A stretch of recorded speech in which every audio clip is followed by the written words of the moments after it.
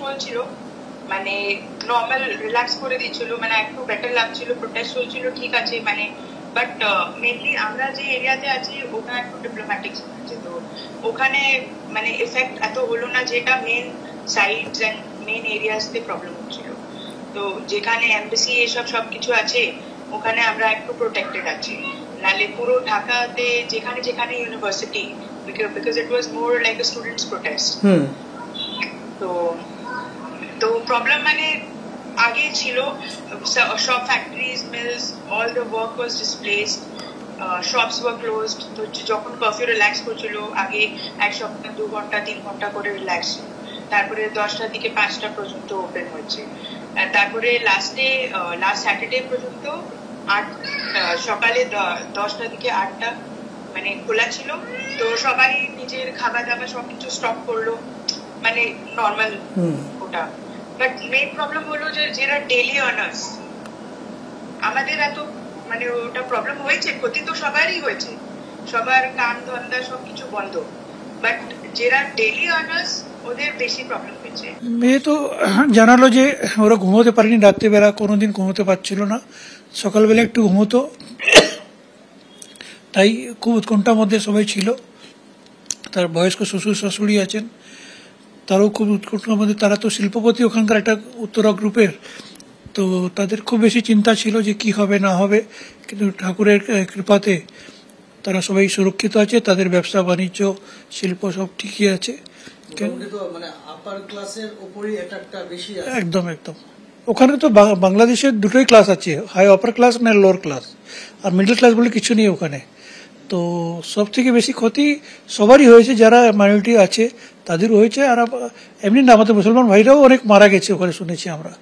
শুধু হিন্দুদের বলে মারছে বলে এটা ভ্রান্তি করা হচ্ছে, যাতে কি তার ইম্প্যাক্ট ইন্ডিয়াতে আসতে পারে, কিন্তু ভারতীয়রা অনেক সুযোগ আছে, আর এখানকার সরকারও, আমাদের যে সরকার আছে পশ্চিমবাংলায়, তারা খুব সুযোগ আছে যে যাতে কোনোভাবে আমাদের শান্তি বিঘ্নিত না হতে পারে। বাংলাদেশের সাতক্ষীরা থেকে আসছেন এক দম্পতি, তারা যাবেন মসলন্দপুরে চিকিৎসার জন্য যাবেন, সরাসরি কথা বলে নেবো কি অবস্থা ওখানকার। এক কথায় আমরা আতঙ্কের মধ্যে আছি, মানে বাজারঘাটে হিন্দু যে সমস্ত দোকান ভাঙচুর, পোড়ানো এবং মাল লুটপাট, ওপেন ওই ভ্যান গাড়ি এনে চাউলের বস্তা, আটার বস্তা ভ্যানে উঠাই নিয়ে চলে যাচ্ছে, কিছু বলা যাচ্ছে না। এলেন কি আমরা এসছি এখন, ওই আজকে থেকে 2-1টা গাড়ি ছাড়ছে, আর ওই ছোট ছোট অটোতে করে আসছি। ট্রিটমেন্ট ভাল, রিপ্লেসমেন্ট ভাল, ব্যাঙ্গালোর।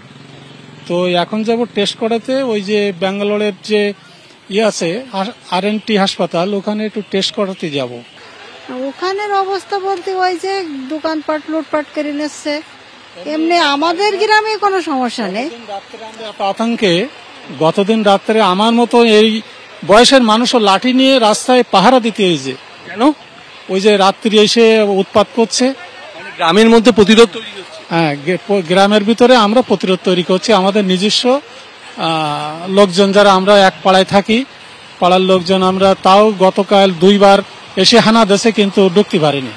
সেনা নামানো হয়েছে বাংলাদেশের, সেনাবাহিনীর ভূমিকা। সেনাবাহিনী তো আমরা চোখেই দেখিনি।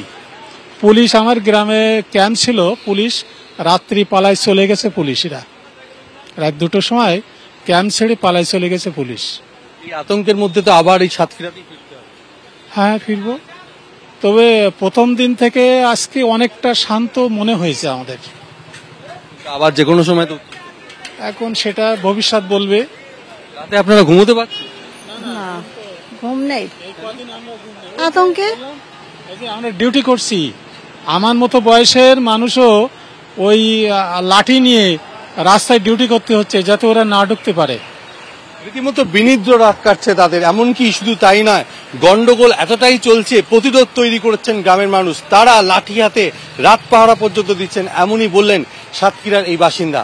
ক্যামেরা দীপ্তেন্দু চক্রবর্তীর সঙ্গে সমীরণ পাল, ABP আনন্দ, উত্তর 24 পরগনা।